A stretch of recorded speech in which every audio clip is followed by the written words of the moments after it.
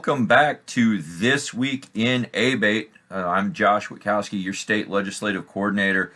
As previous 2 weeks ago, we used that same video we'll talk about here in a minute. Sign off as to where you're from. I see 10 Mile Creek, Lincoln Land, Illini, Heart of Illinois. Thank you all for joining us tonight. Talking about that video, that was the same video that we ran 2 weeks ago.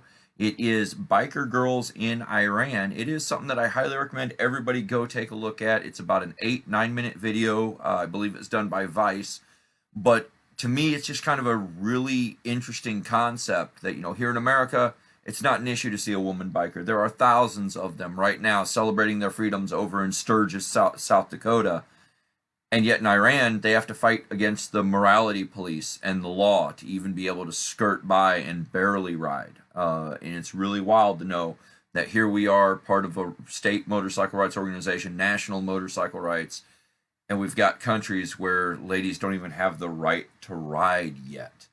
I see Liberty checking in, Southern Illinois checking in. It is going to be a jam-packed show tonight. We're going to talk about a little bit of action that has happened on some of our Statehouse bills.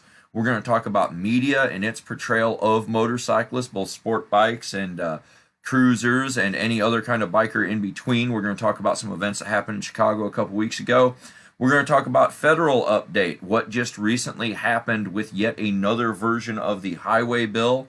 And we still have Chris Hansen, our public relations coordinator, checking in with events from all around the state. And then we also will have our conversation that we promised from 2 weeks ago. Robert Riddell, Board of Director rep from Blackhawk Chapter up in the Quad Cities area, will be joining me later, joining me here in the home studio and with Chris across via Skype. So we're going to be talking to him more of kind of our part series on the younger leaders of A.B.A.T.E. and what their experiences are.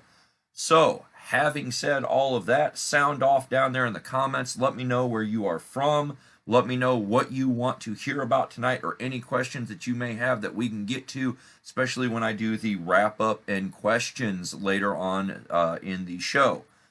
Moving on from there, ladies and gentlemen, let's go ahead and just talk about what's going on down at the Statehouse.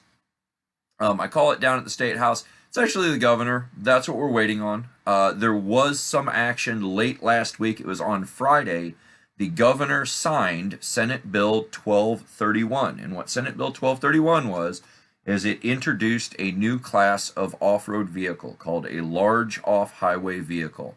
The large off-highway vehicle is not certified for trail use on DNR-funded trails. For those that don't know, the Illinois Department of Natural Resources funds a grant program to promote off-road riding, and those trails have to be open to anything that's classified as an off-highway vehicle. Well, Polaris wanted to bring in a very, very large off-highway vehicle, about the size of a Jeep Wrangler based on what the weight and dimensions were. And they still wanted to use those trails that regular ATVs and four-wheelers use, and small kids on dirt bikes learning how to ride. A lot of trail owners were very upset by this, so they asked us to get involved. The compromise that we came up with is to create this new classification called large off-highway vehicle. It prevents it from being on DNR trails. However, it does leave it open to private trails that don't use DNR money. Places like Hillbilly Ranch, right over here in Jerseyville. There's more than a few off-road places like that where they could be used, but they will not be allowed with places that had the DNR grants. So it was a win-win all around. It also brings in electric off-highway vehicles. Electrification's big in transportation right now, and that's what we're dealing with. So electric off-highway vehicles are coming, courtesy of Polaris. We did ask Polaris if they would be willing to participate in a joint press release with A.B.A.T.E. of Illinois, talking about how we work together to hammer out the language of this bill and talking about the new technology on the way. Polaris declined. And for those of you that are familiar with Polaris's history with motorcycle rights organizations, it's not exactly a surprise that they declined the opportunity to participate in something joint with us, but it is still disappointing nonetheless. One would hope that they would do more outreach with rights organizations, but apparently they just quite aren't there yet. So we are sorry to see that. So, for those of you that are keeping track at home, 2 bills down, 2 bills to go. House Bill 96 was signed 2 weeks ago, Senate Bill 1231 last week. We are still waiting on House Bill 656, which is the one that says motorcycle passengers must be able to touch a footrest. It avoided a ban on kids, so it's a good thing for us. It's a win-win all around. And then the big one, Senate Bill 58, which fixes automobile trade-in issues, but more importantly, fixes the issue with trailer plates. Well, at least alleviates it a little bit. What was an $18 plate went to $118 these last 2 years, and it is now coming back down to $36 on January 1, 2022, assuming the governor either signs or completely ignores the bill, just as long as he doesn't veto it. If he does decide to veto it, veto session's going to be really, really spicy and should be a lot of fun. Other news coming out of the Statehouse, we are awaiting the maps from the Census Bureau. The census data is supposed to be released tomorrow. Once U.S. Census data is released, we expect some small revisions to come to Illinois representative maps on top of the map that they already passed back in May. But we also expect to see what the 17 Illinois congressional districts are going to look like very shortly after the data is released. Dave, I see you asking about trailer plates. I just covered that January 1, 2022. Hopefully, you were with us all through Memorial Day weekend. But going back to what we're talking about, we're dealing with the maps coming up for Congress. So we'll see what happens. We'll kind of get a better idea there. And with that said, the last thing we're going to say on Statehouse stuff, if you're out there and you have a candidate that says, oh, I want to come speak to your Abate members, or if you are a candidate watching this and you want to know how to get in touch with us, email's right there, ski@abate-il.org.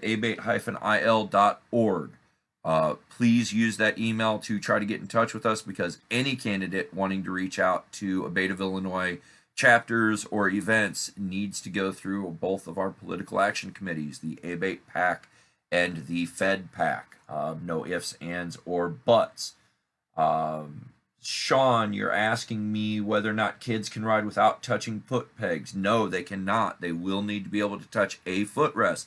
The bright side in the way that bill is written, there's no part of it that says you cannot modify the footrest. We all know there are aftermarket footrests that will adapt to shorter riders.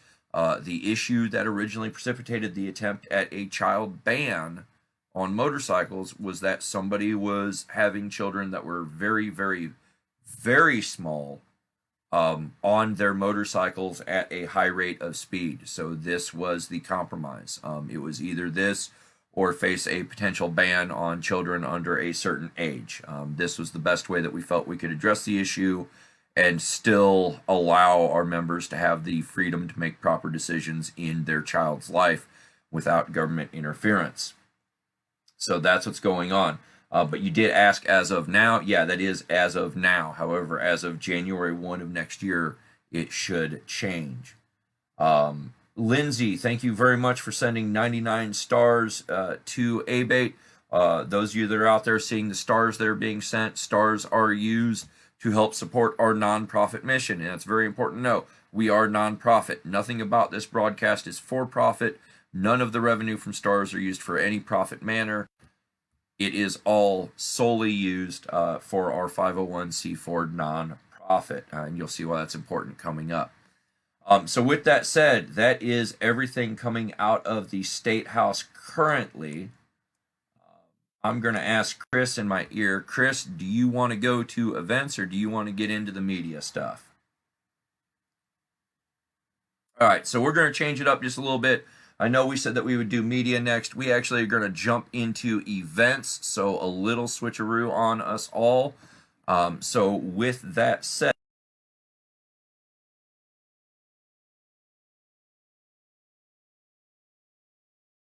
Chris, if you're ready, we're going to take it away to events. Ready?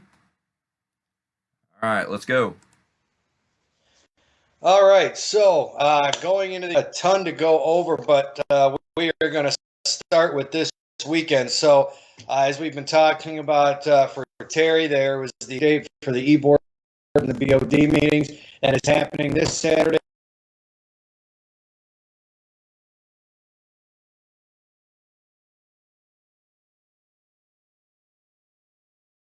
make sure you're planning on attending this weekend if you can, if you are available. Then we are going to go into the Central Illinois 6th stop on the chip trip. This one's going to be at 7th Ward Tap in Galesburg, August 13th from 7 to 9 p.m. Remember, you got to get all the chips to win the big prize, which is $1,000, and the lowest score is $250 at the annual bash that we'll be talking about here in a couple seconds. So make sure you're swinging up there on the 13th to get your next chip. And then we've got another Open Roads A.B.A.T.E summer book ride. This one is August 21st at 8 a.m. It's at Ivana's Cafe in Plano. Kickstands are going to be up at 9 a.m. They're going to make stops during the day to stops in their book.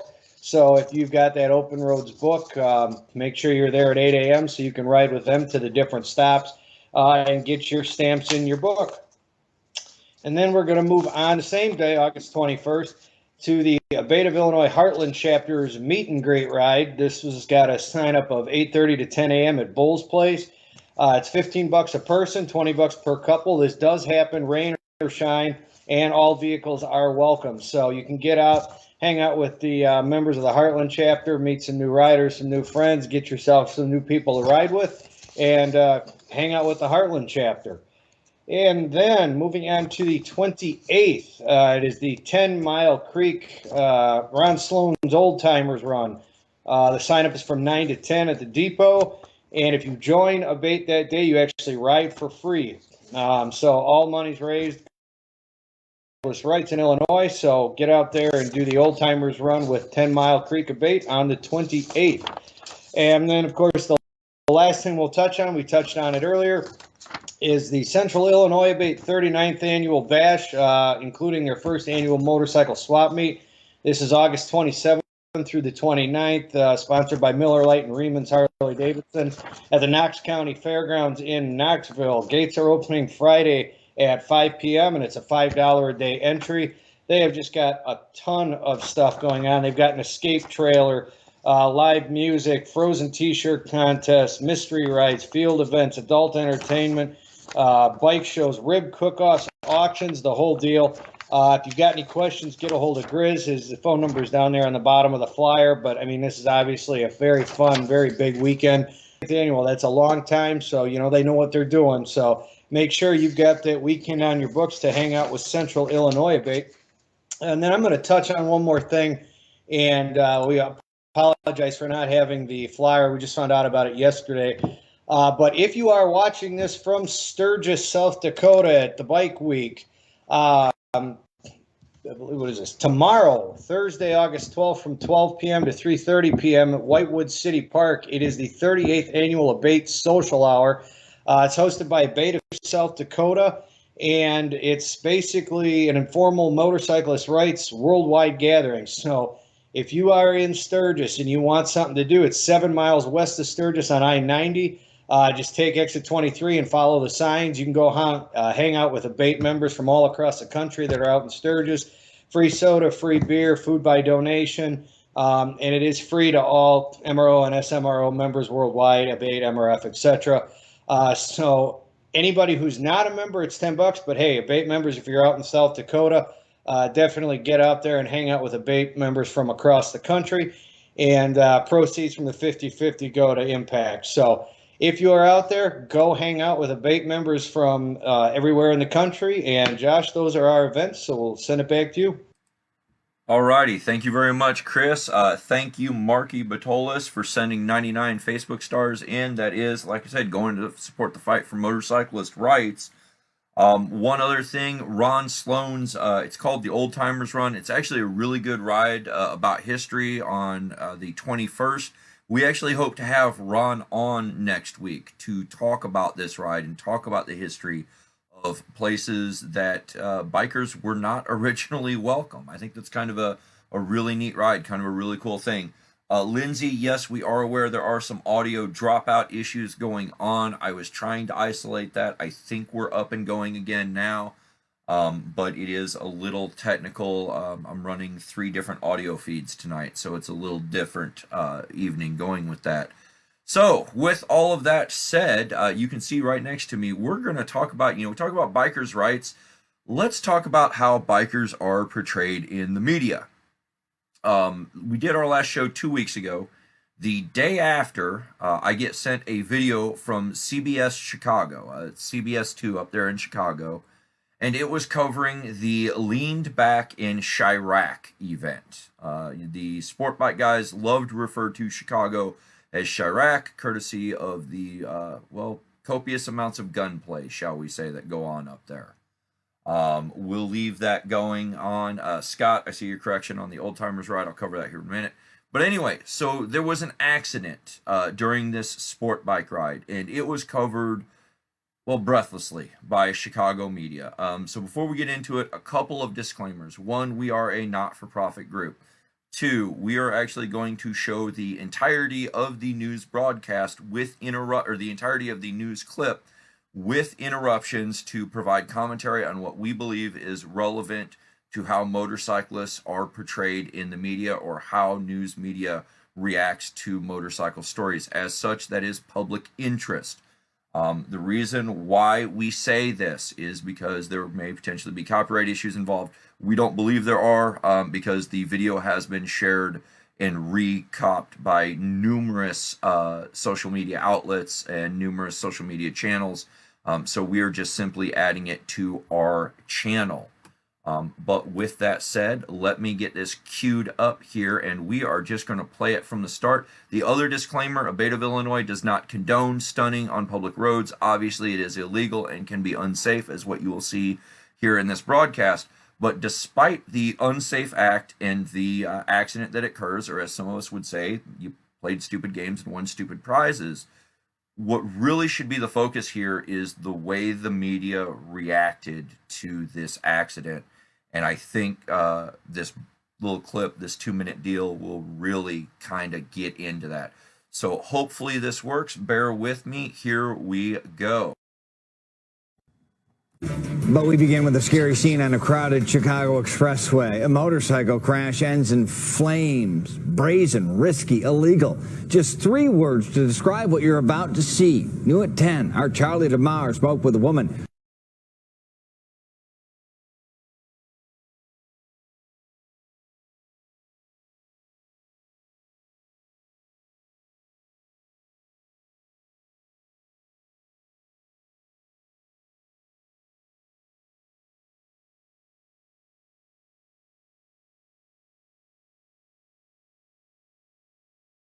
Trapped in the middle of the mess. These stunts aren't being performed on closed roads or a professional course. This is the Stevenson Saturday afternoon. This rider pops a wheelie, touches his feet together in midair. Moments later, he loses control while trying to touch the ground. Another rider violently flips over the crashed bike, causing a fiery pileup. Other riders stopped to help, even seen patting the fire out on one of the injured drivers. Great job, everybody. Rebecca James was driving right behind the crash.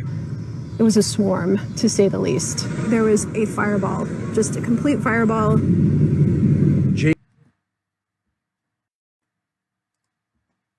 All right, so I heard that there wasn't sound on that last one. So anyway, the commentary on that. The intro starts out, it's brazen, risky, illegal, and the fireball, and the lady is caught, in the middle of the mess. And then it goes into it, and it shows the video. It shows the guy playing stupid games, winning stupid prizes. He goes down, another motorcycle runs over him. There is a little bit of flame, but to be honest with you, when I was a teenager, I had larger puddles of flame working underneath the 79 Monte Carlo from time to time. But then you hear she's trapped. And that's the next thing that you hear, is that she's trapped. And I believe you even hear her say that she fears for her life. I'm not sure what she's fearing for her life from. It's people that are blocking a road because of a traffic accident. It happens, I don't know how many times up there in Chicago on a daily basis on the expressways. But you're going to hear more about how she was trapped and her life was apparently threatened. So let's go back to it.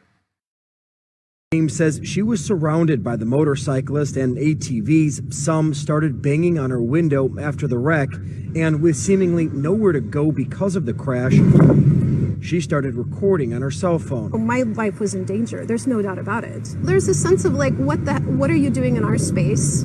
Get off. The riders involved in the crash identified. So there you have it. She says that she feared for her life and that the riders were pounding on her windows. Yet the cell phone video that they show that she shot doesn't show any of that. Yet the media had no problem reporting it as fact, reporting it as if it definitely happened. I mean, it's very clear. You can see from the angry mob that's pointed away from her that her life must definitely be in risk here, right? Yeah, let's continue on. She talks about the fireball, by the way, and you can see what little fire there was there. But let's just continue on to this completely unbiased report, shall we? Identified themselves in a social media post. They're both okay, saying they accept the risk that goes along with stunt rides and don't blame anyone. They don't like how I talk to them. The motorcycle meetup attracted hundreds, some from out of state. They rode throughout the city all weekend. A YouTube video shows those dangerous stunts up close. So he goes into, the meetup attracted hundreds and that the dangerous stunts, and he shows some of the YouTube videos, right? But notice that even though he knows where to find all the videos from all the YouTube channels that were referring to the event by its name, the media doesn't call it what the sport bike riders call it. They didn't call it by its name. The event was called Lean Back in Chirac. I wonder why Chicago media doesn't want to cover a large group of people coming in from all varying states referring to their city as Chirac. Has anybody got any clue why they wouldn't want to cover it? Just call it a meetup instead? So the next thing they go into is they go show some video of what's obviously a crazed mob going loose on the loop, because what they want to try to do now is they want to try to tie this into the Chicago loop stuff that we've been hearing about all season. So let's watch this crazed video from what's going on in the Chicago loop, shall we? Other video posted online from the loop shows hundreds of motorcycles passing through, even using the sidewalk to get around. How many people's lives were put into danger? And there you have it. They show hundreds of motorcyclists in the Chicago loop with the one guy on the sidewalk. And of course, what does it go to? It goes right back to her talking about how many more lives are going to be put in danger. This is the way Chicago media works from time to time. They want to try to equate what was a bad accident during a stunt ride to what's been going on in the Chicago loop all season. And if you look at that video back in the Chicago loop, that's hundreds of motorcyclists peacefully proceeding in the proper way along the route of travel with one guy on the sidewalk. And the one guy on the sidewalk, oh my God, even using the sidewalk. So let's just hear how they finish out this report about these horrible, horrible hooligans there in Chicago. Of course, with all sarcasm intended. Well, it's profoundly selfish. That's the thing that is frustrating. And Illinois State Police say they were called to that fiery crash on the Stevenson, but by the time troopers got there, the scene was clear. Those riders were gone. And in a statement tonight, State Police also saying they know how frustrating it can be to see reckless drivers on the...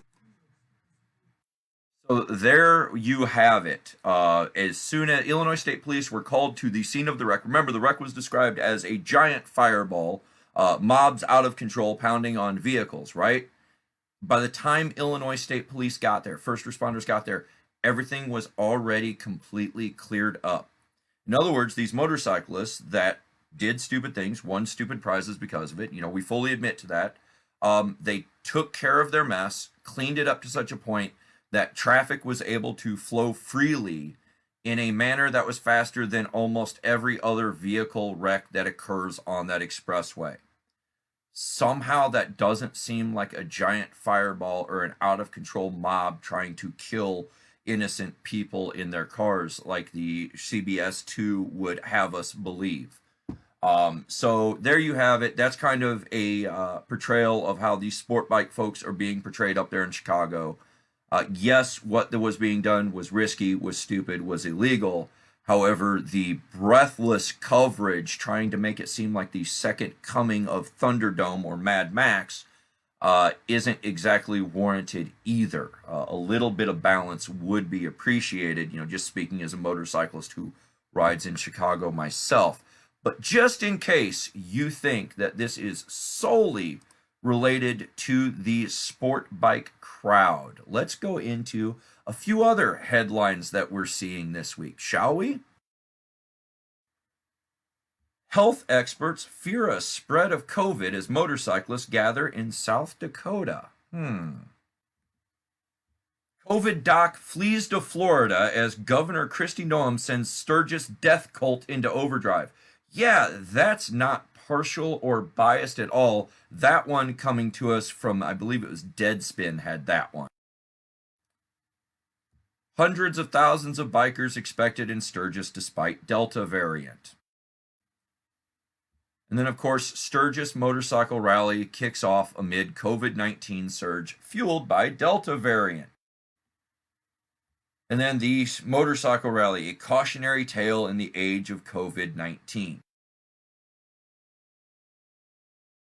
Portrayals, yet again, more negative portrayals of motorcyclists in the media, courtesy of what's going on. Sturgis and COVID, we saw this last year. Remember when they had the reduced Sturgis, about 400,000 people, give or take, showed up. There were less than 280 some odd cases that were actually traced to Sturgis at the height of the pandemic without vaccines last year. But you saw all this breathless coverage about how irresponsible it was to have Sturgis. You saw how it caused $3 billion in damage by one absolutely ridiculous study that had no basis in reality. This is how media works, ladies and gentlemen. When we talk about how media can be biased and make it easier for other groups to profile motorcyclists, this is exactly what we're talking about. Notice they're not talking about the hundreds of thousands of dollars, even millions of dollars of tax revenue that are going to come in, and gambling revenue and economic activity generated over the course of 2 weeks. No, every Sturgis, and if you don't believe me, go search Sturgis Rally, South Dakota. See how many COVID stories pop up versus how many stories pop up that actually talk about the benefit the rally is. I've even seen stories talking about how the rally is being forced on the residents, because it's not like city council votes every year to have it. But yeah, I mean, that is the way that it goes. Katarina saying it sounds like a Karen. Lindsay, thank you for sending another 200 stars there. Brandon telling your students in class that if they really need to do wheelies, go find the ID10T form. Yes, I have made that very same recommendation to riders that I meet out along the way. It's just the way that it goes. So, moving on from there, let's talk about what's going on with some of our federal stuff. So, DC, we had a huge update on the Senate version of the highway bill that just came down this morning. Action was done on it yesterday out there in Washington, D.C. So we now have two competing bills. We have a Senate bill and a House bill. And rather than repeat all the just ridiculous background shenanigans that are going on with it, what I'm going to do is I'm actually going to put up on screen what was released by the Motorcycle Riders Foundation this morning. It actually was posted on their Facebook yesterday, though. They released it today in an email statement. It's the work of William Rocky Fox, who has been on this show before, doing an excellent job watching stuff out there in D.C., but I think that his summation pretty much calls it out the best. So let's see if we can get this up here. So on Tuesday morning, the U.S. Senate passed a $1.2 trillion highway bill by a vote of 69-30. The bill includes funding for various stuff. It also reestablishes the Motorcycle Advisory Council, which is something that obviously we want. But then it goes in to say, despite bipartisan efforts of Tammy Baldwin, Marsha Blackburn, Joni Ernst, Ron Johnston, the bill failed to match the provisions for motorcyclists that were in the House of Representatives version. There were nearly 500 amendments offered to the Senate bill. They offered two that focused on motorcyclists, one that would expand protections on profiling, and one that included us in studies of connected in autonomous vehicles. The two amendments were never given a vote, and only about 20 of the 500 were heard or voted on.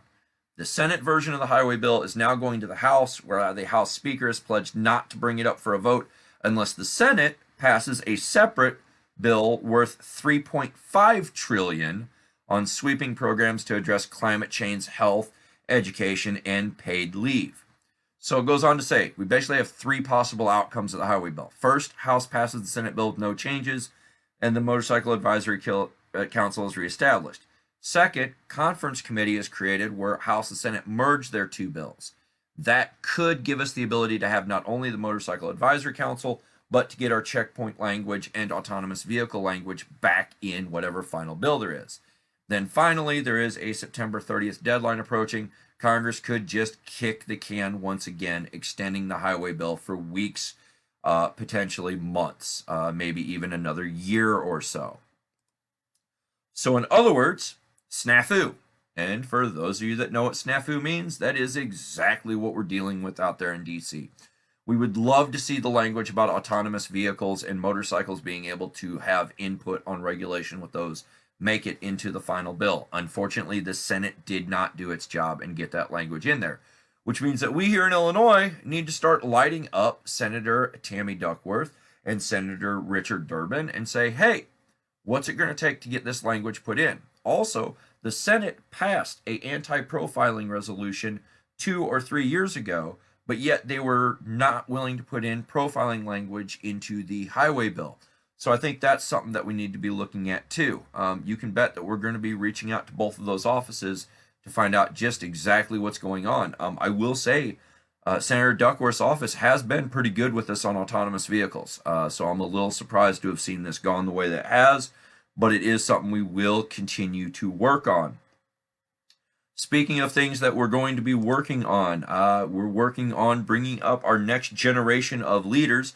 So give me just one moment here, and I'm going to bring over Robert. Robert, come on in here.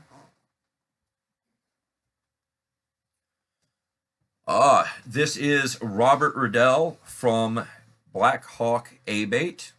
Robert, how are we doing this evening? Making it through, I guess. Making it through, you guess.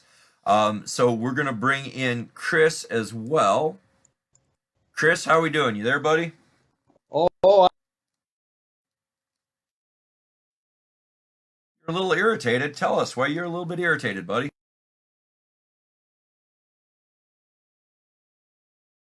I agree with Katerina that she sounds just like a Karen who needs to shut up. And also the fact that if anybody wants to know that motorcyclist profiling is alive and well, watch that article, watch them gripe about Sturgis. Yet this is the same media that sits there and brags about how wonderful Lollapalooza was with 8 gazillion freaking people there. So, but that's okay. Yeah, I was kind of betting that little section on media might just get you going there, buddy. That's why I thought we might switch things up just a little bit. Anything else you want to add to those two last sections that we did? I don't know. You said light up Dick Durbin. I can do that. Yeah, I think you're going to enjoy that one a little too much, buddy. Fortunately, we've got several events coming up down here in Springfield this next week where I will have an opportunity to actually talk to both of them face to face. So hopefully I'll get that shot and we'll see what's going on. So the real reason why we're here, the real reason why we've brought Chris back, and Robert here has traveled 2.5 hours from the Quad Cities region just to come down to my house. I say, hey, are you Skyping? He goes, no, I'll be there. Okay, man, that's dedication. We want to talk with some of the young leaders in A.B.A.T.E again. So Robert, real quick, you would just kind of tell everybody what your history is and what you're currently doing for Black Hawk. So, I signed up for A.B.A.T.E when I was 18 years old. My grandfather and my grandmother have been part of A.B.A.T.E for years. I signed up for A.B.A.T.E when I was 18. I had previous obligations that pretty much pulled me away from being able to be an active member for the first couple of years of me being in A.B.A.T.E. In 2 years ago, ran for an officer, and some things didn't work out, so I ran for officer last year. I am now the Black Hawk board rep and the Black Hawk PR officer. So you're serving both as board of directors and PR for Black Hawk chapter. And how old are you, Robert? And you're going to need to speak up just a little bit. I'm 25. So you're 25. You're serving as both BOD rep and PR for Blackhawk chapter. Tell us a little bit about Blackhawk chapter up there. Blackhawk chapter is we cover a lot of rural area on top of a lot of, or the whole Quad Cities. We actually have a lot of members who, if you know the Quad Cities, we have an Iowa side and an Illinois side. We actually have people who prefer to come over from the Iowa side, including myself, over to the Illinois side to be part of Illinois A.B.A.T.E. I grew up in Illinois. I was raised in Illinois. Illinois is actually important to me. I have a lot of family who still live here. So, and I do most of my riding in Illinois. So Blackhawk is a huge part of me growing up. I'm the youngest member of my chapter. So we've been struggling a little bit with getting people my age into the chapter, and We fix that. we understand that, but obviously you're taking some steps. Chris, you got anything that you want to ask our friend Robert here? Well, right, yeah. I'm going to hit him up with the same question I hit him up with 2 weeks, especially with you being the PR guy and a younger guy in there. Tell me your thoughts on the use of social media. It's imperative. We have no other choice. It's where the world's going. It's where it's the best way to get out into the public eye and to get in our organization to a level of membership and a level of support. No, I agree, because it's been a fight this year, and I know it's never been a huge push before, and it's something new, and it doesn't always work. But I mean, I know the chapters that have been utilizing it have been getting somewhere, so that's why I'm glad to hear that there are chapters out there that want it. So I'm glad that's what you feel. And hey, just to add in, down there in the comments section, we're not the only ones that can ask Robert questions. You got something that you want to hear from him or from any of our guests that are on this show, sound off down there in the comments. Let us know what you want to hear about. Robert, what are some of the things that you're hoping to do down there up there with Blackhawk and trying to draw in younger riders? So as of currently, I cannot think of any sport bike riders in our chapter. Okay. And if there are, they're not active. I am by far probably one of the most active members of my chapter. I try to make every event. So the biggest thing is trying to get sport bike riders, because sport bikes are a growing number of riders. As well as I want to bring more younger people into our chapter and into A.B.A.T.E. of Illinois, because that is how we are going to be able to continue as an organization and for motorcycle rights. Someone's got to carry the torch, and if I have to be the one, I will. All right. So what are some of the challenges you find as being a younger member of A.B.A.T.E. of Illinois? Probably the same thing you hear from everybody. In my age group, there's a little bit of the old guard who sometimes doesn't want to listen to the younger guys. So some communication differences, that'll happen. That happens in any group. Yeah. And I understand it. I mean, I'm 25 years old. I'm relatively new to this. There's people who've been with this, founders of A.B.A.T.E. And so I understand that, they have a lot of personal wisdom inside this organization that I may not.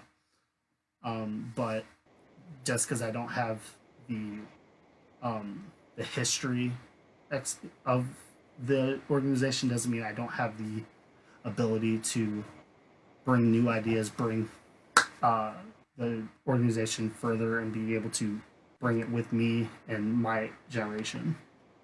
Okay. So are you going out and you're riding with your friends, right? Mm-hmm. And most of them are around your age group, right? For the most part. So how often are you trying to pitch them on A.B.A.T.E. membership then? Every day. Every day, every day. What are some of the issues that they give you as to why they're not signing up? One of the biggest things, and I don't know where some of this has came from, but a lot of people seem to believe that A.B.A.T.E. is a club, not an organization. So I've had to explain that multiple times that we are an organization for motorcycle rights. We are not a motorcycle club or a riding club. We strictly do what we do for the rights of all riders, club member or not.